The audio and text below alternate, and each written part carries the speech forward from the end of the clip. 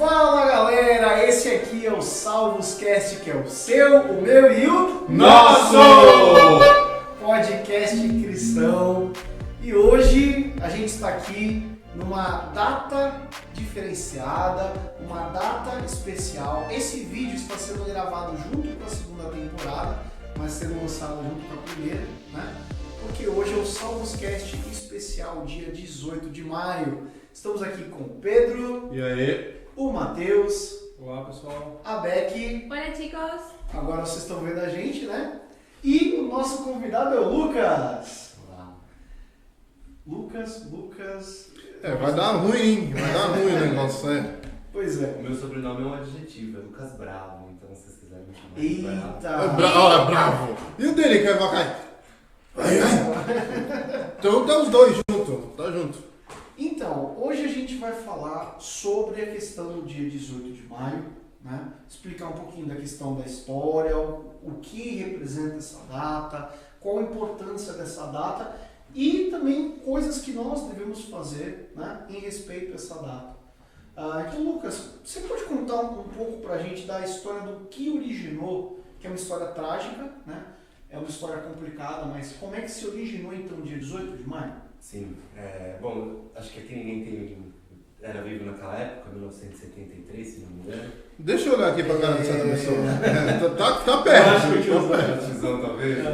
Pois bem, esse é um ano triste, né? Em específico, a data do dia 18 de maio desse ano, que foi o momento onde se descobriu, ou se convencionou que ia ser ali aquela data, relacionada a um assassinato, um crime hediondo que aconteceu da menina Araceli.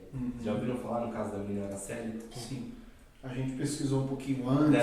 Fizeram uma lição de casa. Nossa produção aqui sempre está pesquisando o assunto. Mas como é que foi esse crime? Aonde aconteceu? Sim. Foi aqui no Brasil, no caso, né? Porque essa data é nacional. Sim, foi no Espírito Santo, se não me engano. Não lembro a cidade. E era uma criança, uma menina, e ela foi abusada sexualmente, foi drogada, ela foi assassinada e o corpo dela foi dispensado na rua, na cidade. Uau. E quase ninguém fez nada. Aquele momento, essa data simbólica, porque aquele tempo, vocês já devem ter ouvido falar aquela expressão de briga de marido e mulher não se mete a colher, de não educar o filho dos outros, né? Então, a gente foi criando ali algumas camadas que protegiam esse tipo de crime. Então, por exemplo, você vê, naquele tempo era comum as mulheres lá sofrerem violência e ninguém fala nada.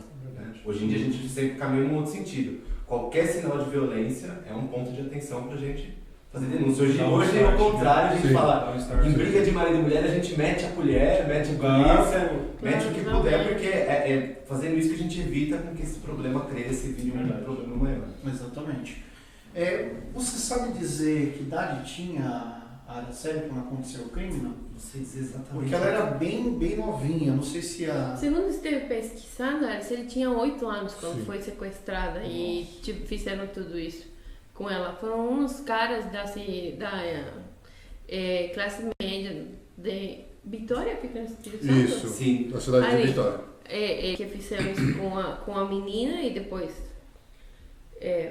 cremaram ela, sei lá. Parece que jogaram ácido no Sim, corpo. foi muito. Foi Isso horrível. Uma coisa horrível. A gente não tem palavras para descrever o quanto isso é terrível. Agora, o pior de tudo, se vocês me permitem, eu acho que saber que esse tipo de coisa ainda acontece. Crianças sofrendo abusos, crianças sendo sequestradas, crianças sendo violentadas, né? E não é uma realidade distante que a gente fala, não, isso acontece. Mas acontece lá no país tal, isso acontece aqui na nossa terra. Né? Então, assim, qual a importância dessa data pra gente, Lucas? Assim, isso não é uma data pra gente comemorar, né? Não. Porque a gente remete a um caso trágico. Sim. Mas é justamente pra gente lembrar desse acontecimento e perceber os erros que foram cometidos pela sociedade. Né? Então, o fato de a gente lembrar essas datas trágicas para a gente não cometer mais esses erros, para chamar atenção para esse tipo de situação. Perfeito. Então, você nunca pode ver uma criança com um hematoma e não fazer nada, achar que você não tem nada a ver com aquilo, porque a gente tem alguma coisa a ver com aquilo. Todo mundo é um guardião, um potencial guardião de uma criança. Isso é uma questão, inclusive, legislativa. Sim. A gente não pode calar quando vê uma coisa dessas. Não só por uma questão legislativa, não só por leis, por uma questão moral também. Sim. Uma criança normalmente ela é indefesa, né? É verdade. Deveria ser, pelo menos, né? Não deveria ter tantas responsabilidades assim. Apesar de que quando a gente faz os programas que a gente trabalha nas unidades sociais, a gente quer empoderar as crianças para que elas entendam as situações, né? Por isso que a educação sexual é uma coisa importante nesse sentido, Sim. né? Porque quando a gente não fala disso nesse momento, a criança ela não consegue identificar quando ela sofre um abuso ou não. Então, é óbvio que a gente vai sempre trabalhando conforme o nível cognitivo, educacional, a idade, né? É um tema difícil de ser Eu acho tratado. muito legal, né, ter dentro de casa essas ensinanças para as crianças. Olha, esse é o corpo humano, ninguém pode tocar nestas partes. Se alguém tocar, fala com a mamãe, fala com o pai, ou mesmo sempre fala com a mãe, fala com alguém. Não importa quem for, se você não dá permissão, ninguém pode mexer ali. Eu acho que desde criança é importante colocar isso na cabecinha dos meninos, porque você tem uma noção que o menino já de 2 anos, 3 anos, crianças a partir dessa idade, eles já entendem muita coisa. A verdade são esponjinhas, né? Eles estão absorvendo todo tipo de informação. E se desde o começo, quem dá valor na criança é a mamãe e ensina que tem partes nobres que não podem ser mexidas por qualquer pessoa, eu acho que é muito legal ir incluindo sempre isso nas crianças, porque a criança que teve essa inculcação hoje, ela vai ter com seu filho amanhã, com seu irmão mais novo. E é muito importante, eu acho. Mas a questão é que hoje em dia é difícil ver, né? Os pais muitas vezes têm vergonha de falar sobre isso porque eles não tiveram. Não é uma cultura, né, que perpetua. Olha, eu vou falar do meu filho sobre menstruação, essas coisas que é difícil falar. Sim. Né? Mas eu sei que o Exército tem um programa que ele é fazer um merchandising, que é o Claves, né? E se eu não me engano, em todas as unidades sociais tem uma pessoa capacitada para dar. Sim. E o que eu já vi é problemas com os pais. Porque, como eu falei, os pais não estão habituados a esta questão. Ah, não, outra pessoa está falando sobre partes íntimas com meu filho. Sim, é verdade. Né? E aí tem esse choque. Por mais que seja para ajudar, muitos pais não entendem, porque na cultura deles isso não existe. Pois é. Você sabe uma coisa que é engraçada, não, né? Triste, trágica, mas até precisava ter dado certo, mas mais de 90% dos casos de exploração sexual identificados, né? Porque a gente está falando de casos que são... Isso é uma outra questão também, a gente vai falar daqui a pouco, mas mais de 90% dos casos identificados acontecem no ambiente familiar. Sim, entre a patota que deveria proteger. Pois é, e aí você vê o conflito que existe, Sim. né, da família fala assim, poxa, mas vai falar desse tema com os meus filhos, sendo que é dentro do lar que isso mais Geralmente é um tio, um avô, ou um padrasto, ou uma coisa assim. E a verdade, tipo, a né? pior parte é isso, que bom, não sei quantos casos tem, eu não tenho a porcentagem total, mas muitas vezes essas crianças são exploradas sexualmente pela família. Pela mãe, pelo pai, pelo tio, se ele perdeu os pais, o tio tem uma porcentagem disso. E fazendo a pesquisa que a gente faz, antes de cada podcast, né, eu fiquei realmente chocada com os números de exploração sexual que tem no Brasil. Tem 500 mil casos por ano contra crianças e adolescentes de exploração sexual. Isso os registrados. Isso que eu ia falar. E dizem que os pontos mais vulneráveis são nas rodoviárias. Sim. Nos postos de gasolina, o 90%, deixa aqui, o 90%, entre 2019 e 2020, foram encontrados 3.651 pontos vulneráveis nas rodoviárias, sendo que 470 foram classificados como críticos. Os 60% dos pontos estão localizados em áreas urbanas e quase a metade deles foram em postos de combustível e nas margens das rodoviárias. Cara, é muito chocante essa parte. Esse estudo que você está lendo é um da Polícia Rodoviária Federal? Sim. É interessante pensar, porque quando foi a Rose, né, colega de departamento, Sim. Roseli, que me compartilhou esse estudo. E eu não tinha me tocado ainda que a Polícia Rodoviária Federal poderia ser um super parceiro nessa... É muito. E isso é interessante porque chama a atenção para a transversalidade das questões, né? Então a gente está falando de exploração sexual no ambiente familiar, a gente também, nesse relatório específico, está olhando para uma questão econômica, porque tem essa exploração que não envolve dinheiro e tem a exploração que envolve dinheiro. Esse caso específico dos postos de gasolina tem essa nuance da exploração financeira, né, dessas crianças. E aí a gente a cruza com uma questão de vulnerabilidade social, de pobreza, né, financeira, pobreza monetária, enfim. De fato, os rodoviários, a polícia rodoviária diz que quem são os melhores parceiros e denunciam essa parte são os caminhoneiros, que passam por aí, vêm e eles ligam para a polícia rodoviária, que acho que eles têm um número para chamar que é 191, acho, e eles ligam e fazem, a polícia rodoviária chega e tem todo um projeto de trás que ajuda as crianças. Sim. E você vê que é interessante, né? Muito provavelmente, talvez esse relatório, não sei se ele fala sobre isso, mas os maiores usuários desse tipo de crime também são os caminhoneiros. Então você vê, a gente tem que atuar com justamente quem consome entre várias aspas, né? Não é o legal dessa palavra, mas a gente tem que atuar com quem está buscando esse tipo de crime. Sim. Exato. O público-alvo deles. Porque é isso. E o Exército de Salvação tem um trabalho muito interessante no mundo nesse sentido, né, de prevenção. Coisas que eu nem imaginava. Assim, então, campanhas com taxistas, por exemplo, para ajudar eles a conseguirem identificar casos onde possivelmente está acontecendo uma situação de exploração.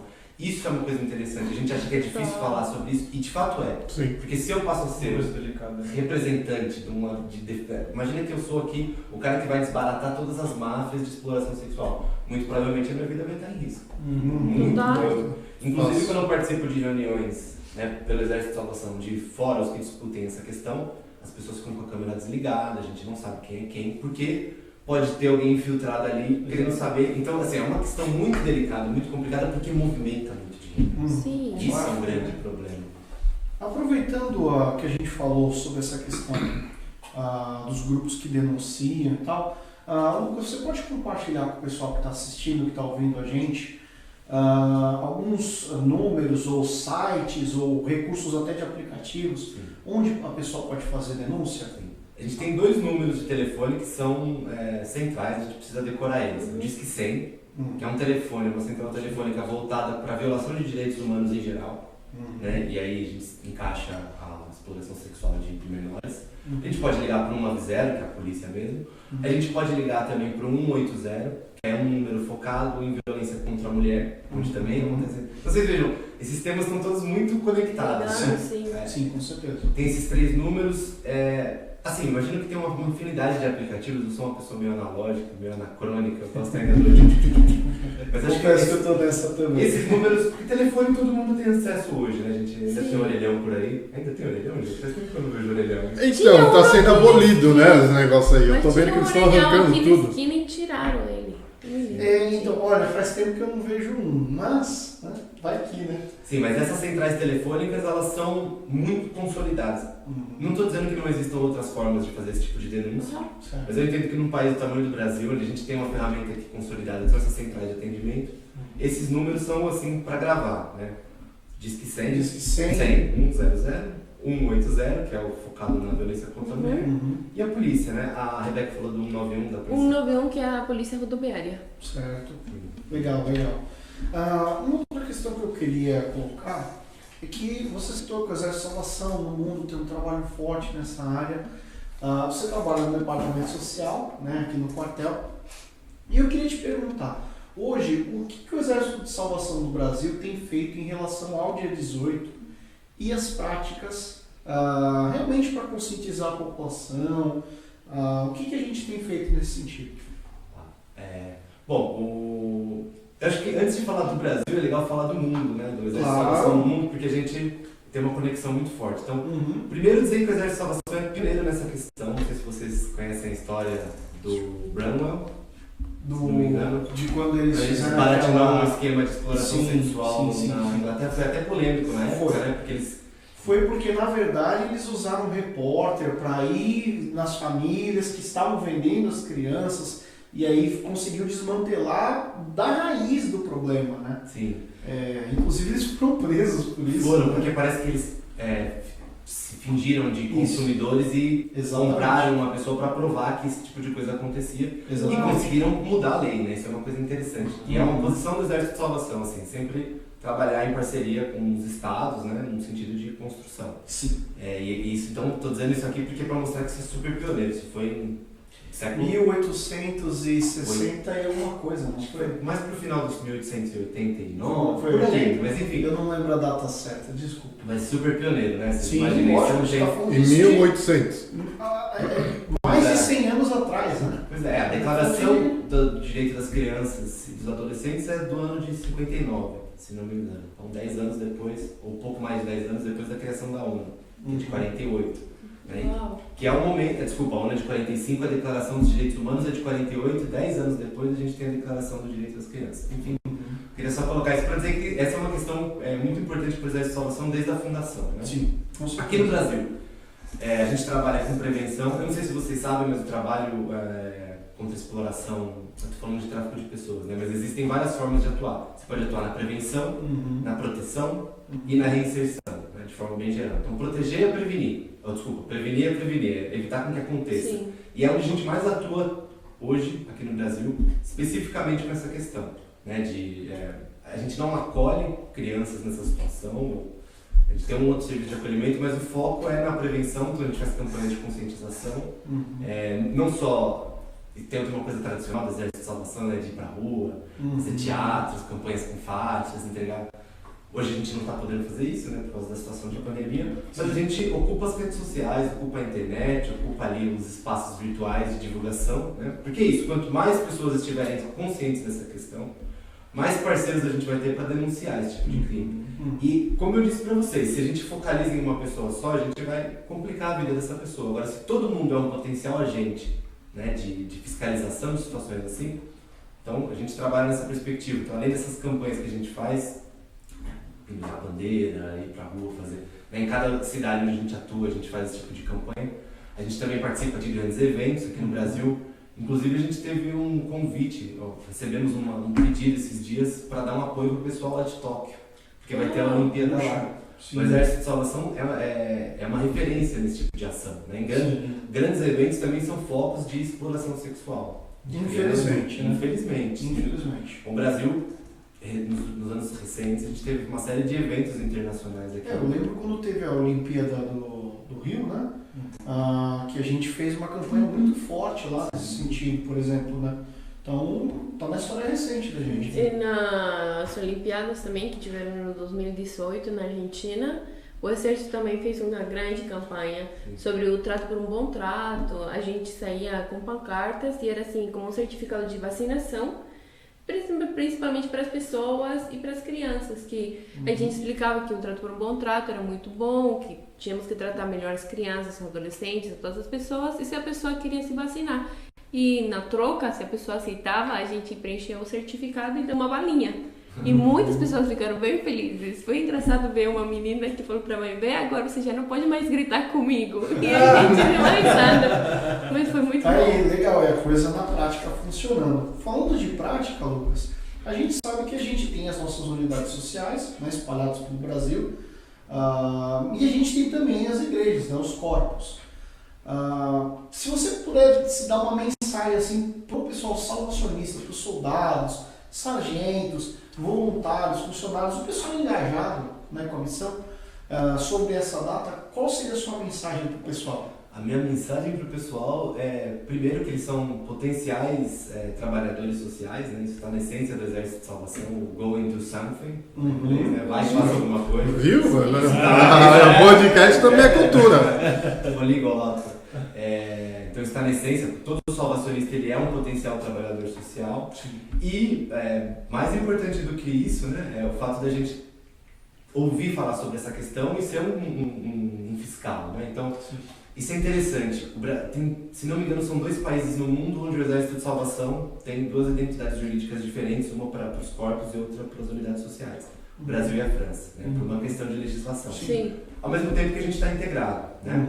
A gente Total. tem um trabalho de fundo cristão, a base do nosso trabalho é cristão, e a conexão com os corpos ela é natural.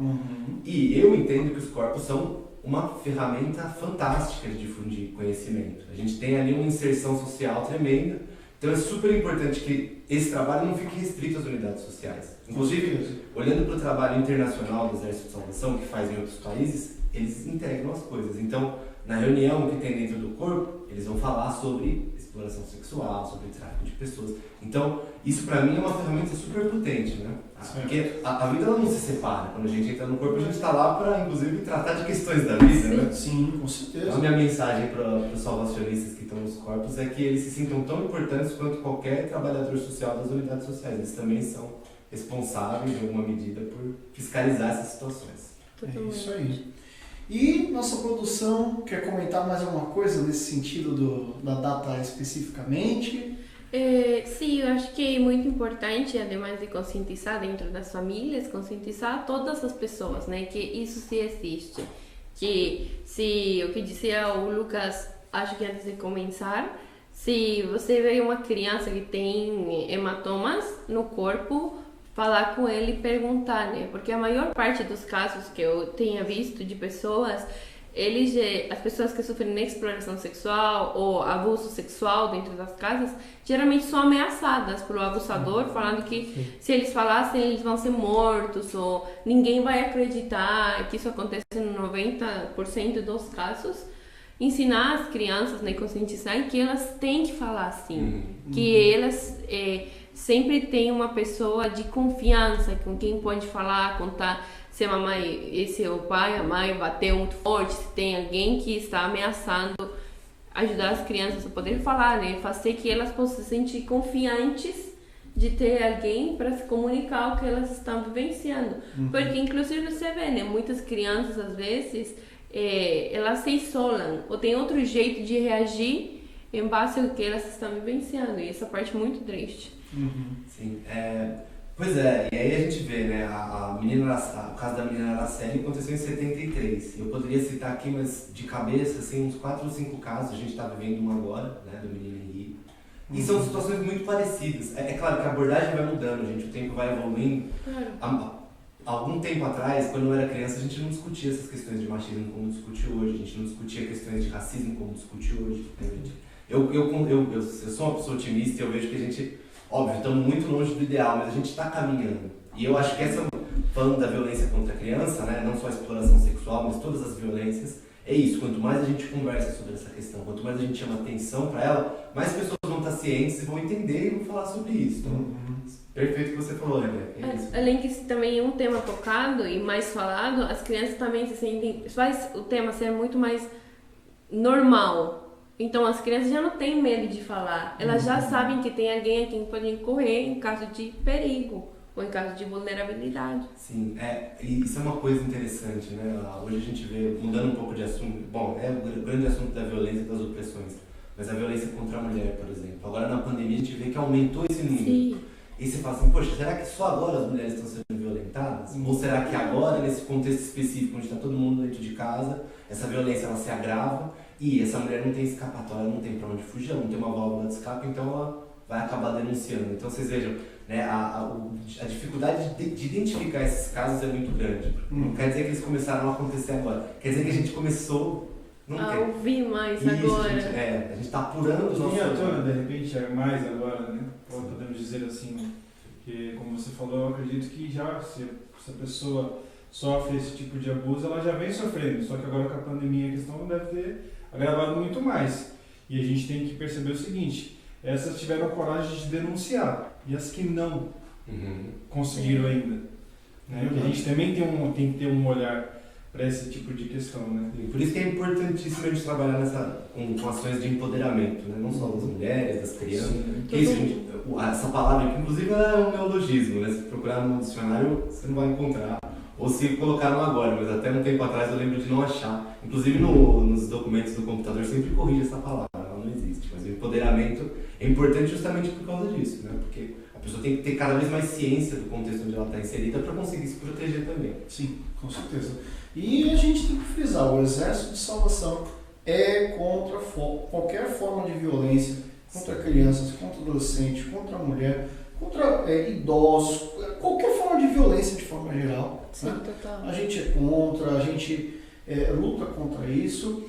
E nessa data em especial, né, a gente tem que se lembrar do que aconteceu, entender que nós temos uma missão em fazer algo para que não volte a acontecer, né? Prevenção, proteção, né? E como cristãos isso vai até além, isso é um dever, cuidar das pessoas mais vulneráveis é um dever que a Bíblia deixa claro, né? Em mais de um momento para aqueles que seguem a Deus, né? Eu não tenho um texto específico que eu me recorde sobre questão de proteção com pessoas que sofrem abuso, mas a gente vai ver lá em Tiago que a verdadeira religião é cuidar dos órfãos e das viúvas nas suas necessidades, que era uma camada mais vulnerável da sociedade naquela época, né? Então, é parte da verdadeira religião, sim, cuidar dos mais vulneráveis, né?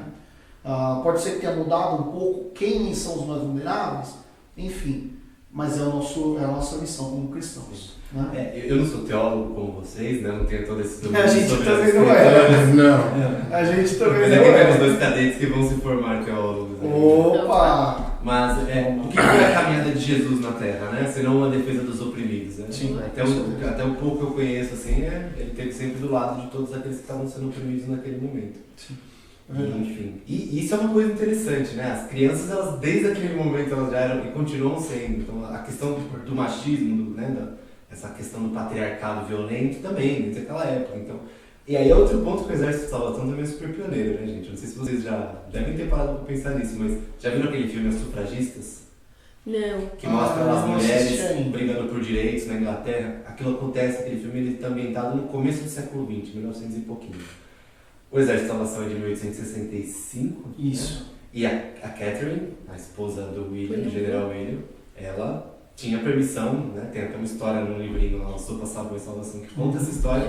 O momento que ela é tocada e fala, eu preciso falar, e o marido, o general, fala, por favor. E aquilo, naquele momento, é uma coisa super pioneira, né? Exato. Voltando 200 anos atrás, vocês imaginem isso? Até hoje isso causa de certo escândalo, porque nós sabemos que no Brasil, culturalmente, as mulheres não recebem o título de pastoras, né?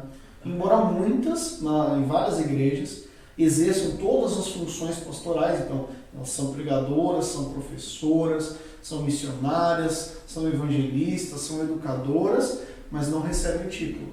Infelizmente, dentro do cristianismo, isso ainda é uma luta, né, para que as mulheres recebam a igualdade de categoria com os homens, mas dentro do exército nós temos essa questão de igualdade, né? Tanto mulheres quanto homens podem ser oficiais, pastores, né?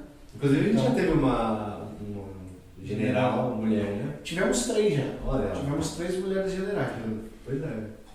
O Salvocast está se igualando quase, né? Assim, tem 3 mulheres E 4 homens. e 4 homens. Tem que precisar de mais uma mulher. Tem uma Como... mulher. O pessoal vai olhar e falar assim, mas como assim? Cadê as outras duas? O Lucas é o nosso convidado hoje, Sim. né? Mas do pessoal da equipe do Salvoscast, nós temos nós 3 aqui de homens e o Joel, que é o nosso cameraman. Ele não vai mandar um tchauzinho porque ele está atrás da câmera, né? E nós temos de mulheres a Rebeca, que é da nossa produtora, mas nós temos também nossa fada madrinha, nossa promoter, né? Que são a Dani e a Fafá, que não estão com a gente hoje, né? Mas é isso. Lucas, eu quero te agradecer pelo seu tempo, pelos seus comentários sobre esse assunto que é extremamente relevante. E a gente tem uma tradição no Salvoscast que é assim, no final a gente pede para o nosso convidado respirar fundo, tomar um pouquinho de água, café, né? E aí cada um faz um comentário de fechamento e a gente volta para encerrar com o convidado. Pode Fala ser do então? Clávis, fala Quer do um Clávis. cafezinho, que é uma... Fala do Clávis. Fala do Clávis? Fala Não, mas aí do Clávis, você- fala do Clávis. Você fala do Clávis no seu comentário, Pedro. Pode falar. Já que você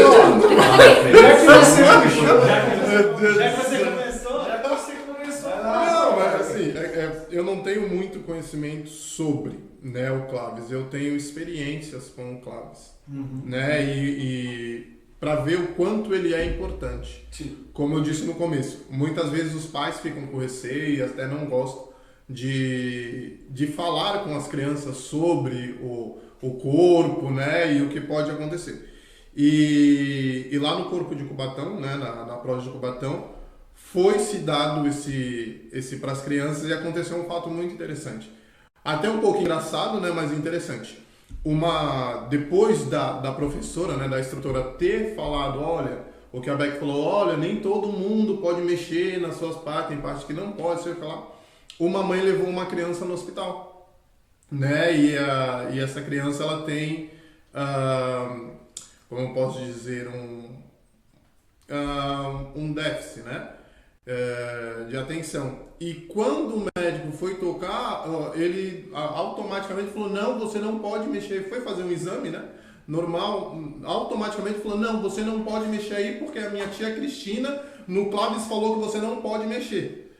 Né? E assim... Sinal de que funcionou. Né? E aí a mãe, e isso foi... na hora foi assim, um choque até para o médico e para a mãe, mas depois a mãe chegou na organização e falou, olha, aconteceu este fato.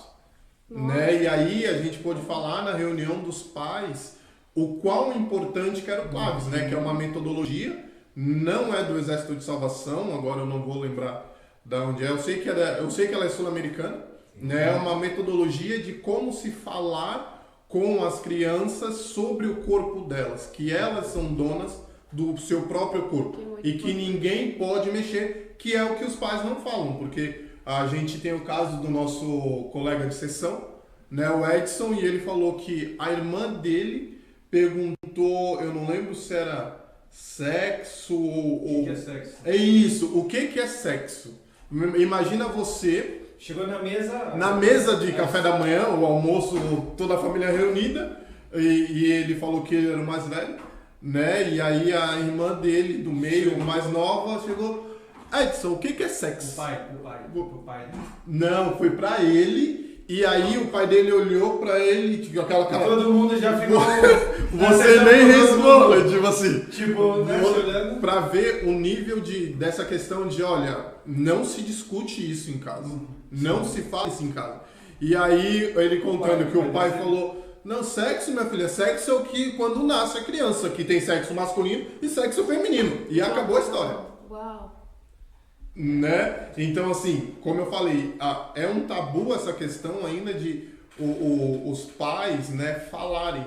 A gente pode ver que muitas crianças vão para baile funk, só que não fala. Gente, nada contra o funk. Eu amo o estilo, as letras que muitas vezes não me agradam, mas o estilo funk é muito agradável. Eu acho que são temas tabus, né, ainda nas famílias, temas delicados que as pessoas colocam. Eu vou quebrar o protocolo, porque eu pergunto um assunto muito importante, né? Sim. Claves é uma metodologia que a gente usa para abordar essa situação. Porque a gente sabe que, moralmente falando, é difícil de tratar um assunto que durante muito tempo não foi tratado, né? A gente começou, hoje a gente fala, parece que é uma coisa... E não é fácil. Talvez seja fácil falar sobre isso num espaço acadêmico, num espaço onde a gente está compartilhando esse entendimento. Agora é difícil você chegar numa família que está pouco inserida nesse debate e começar a falar sobre temas que ela acha que não devem ser falados. Então, o Claves é uma metodologia que é extremamente importante porque ela ajuda a gente a furar essas barreiras. E você tem duas modalidades, né? Bons tratos em família, que aí é voltado para a violência, que é uma formação com os pais, e tem o Brincando nos Fortalecendo. Se você veja, a gente usa uma coisa que é o brincar, que é um ato da criança, né? Brincar, para falar de um tema que é delicado, mas que ela precisa saber. Sim. Então, tudo voltado no contexto para a criança, né? Sim, é interessante, né? Uma coisa... E pensado por pedagogos, por pessoas. O Pedro falou, a origem é do Uruguai. Eu estava pesquisando a instituição, não lembrava exatamente, mas é a Juventude para Cristo, em espanhol, a Juventude para Cristo. E que é uma organização cristã, então, claro, é uma metodologia que tem essa perspectiva, né? Sim. O que é importante, eu acho, assim, sobretudo num país que é 70% cristão, né? Então, essa é uma forma muito interessante, muito potente de conversar com as famílias e mostrar para elas, porque muitas vezes é uma questão de falar, né? A gente fala assim, 90% das situações de exploração estão dentro da família, mas não quer dizer que a família inteira faz isso. Sim. Às vezes é uma pessoa dentro de uma família grande, a gente precisa só saber identificar isso, então, enfim. Tem coisas mudando, né, na lei também. Este ano se planteou uma proposta no Código Penal, foi no 26 de janeiro, acho, que acrescenta a punição para as pessoas que cometem crimes contra as crianças. Antes era somente de 6 a 10 anos. e agora está sendo de até os 14 anos, ou seja, de 14 a 16 anos para as pessoas. E acho muito legal, né, também que a lei de algum jeito respalde isto, que não tome como, não minimize a dor, não minimize o crime, e sim, seja punido realmente de uma forma maior, porque a verdade é um assassinato, né? Porque no momento de reagir com violência faz uma criança, talvez você não esteja matando fisicamente, mas você está matando psicologicamente, você está cometendo um assassinato de outras formas. É terrível, né? Porque você pensar que a gente forma a nossa compreensão de mundo nessa fase. Imagina você viver num contexto de violência. E aí, eu sei que eu estou me alongando muito aqui, mas esse é um assunto muito importante, né? A gente quer construir uma sociedade de paz. A gente precisa que as pessoas entendam que a paz é uma coisa presente nas vidas, né, de todo mundo. Então, para isso a gente precisa semear essa sociedade. Não? E nada melhor do que para você fazer um plantio é colocar sementinha numa terra bem preparada, né? Então é importantíssimo a gente falar dessa questão com crianças. O senso comum vai dizer, não fale desse assunto com crianças, não pode. Pelo contrário, obviamente a gente precisa saber abordar esse assunto. Sim. Né? Não é chegar de qualquer jeito. Tem formas de falar. Muitas vezes. Por isso que tem o Claves, né? Que é uma metodologia. O que, assim, eu tô falando muito de Cubatão porque eu vim de Cubatão, então eu tenho, não a propriedade, mas assim, um pouco de conhecimento, né, do que é realizado lá. Para a implantação do Claves, foi feita uma reunião com os pais e mostrado todo o material. Teve pai que não aceitou, como eu falei, é um tabu. Né? E teve pais que não, por favor, faça isso, porque eu não tenho essa liberdade para falar com meu filho, porque tem mães e pais que nunca tiveram isso. Então, como é que vai falar das partes íntimas? Não. Antigamente era normal um pai pegar o filho e a primeira vez dele ser numa casa noturna. Entendeu? Isso era normal, antigamente. Hoje em dia, sim, é uma forma de violência. Sim. E aí, como um filho desse, que foi criado dessa maneira, vai chegar pro filho dele hoje e falar, não, isso não pode. Então ele tem um tabu. E aí onde o Exército de Salvação está entrando, né? Nessas situações.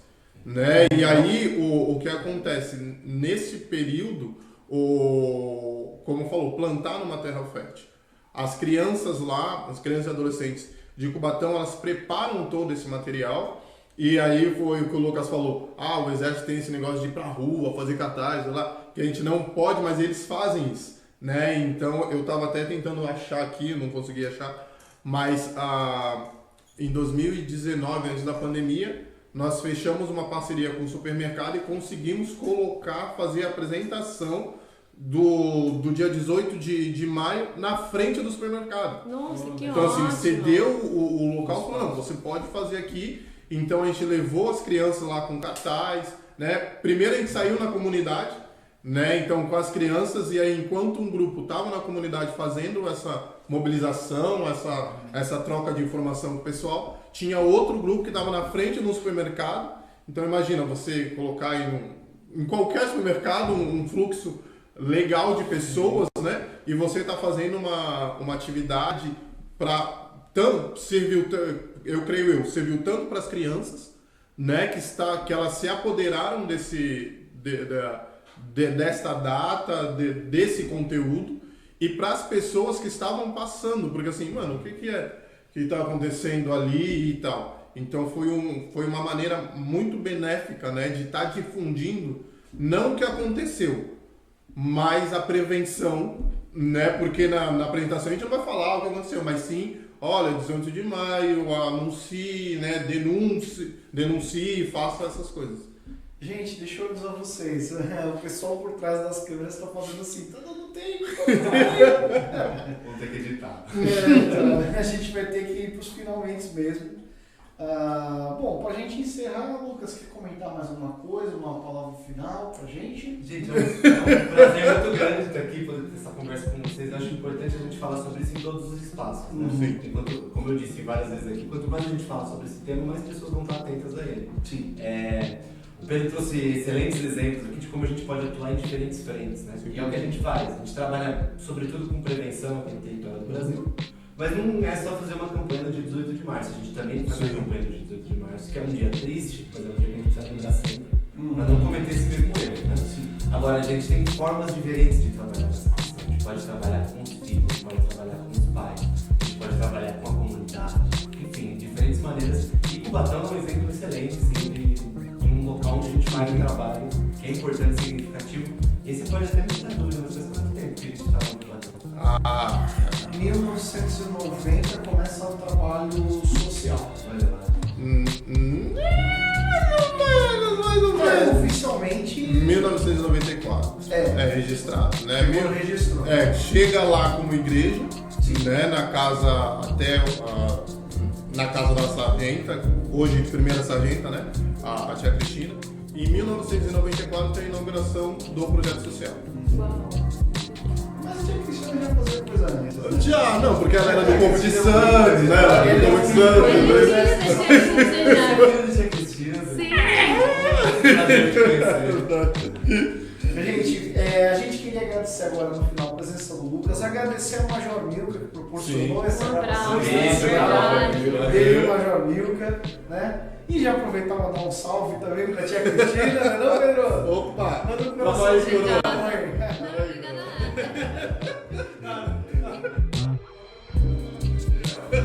Não, obrigada, tia Cristina, e a todas as nossas próximas que trabalham em Ponte, que fazem essa campanha, que conscientizam. Muito obrigada, galera, pelo trabalho de vocês. Queria mandar um salve aí para todas as equipes da Prose, né? Claro, também, eu acho que o trabalho que o Exército da Salvação do Brasil faz é essencial, faz muita vontade, uma situação complicada, a gente é um trabalho muito bonito. Eu queria mandar um salve para vocês também.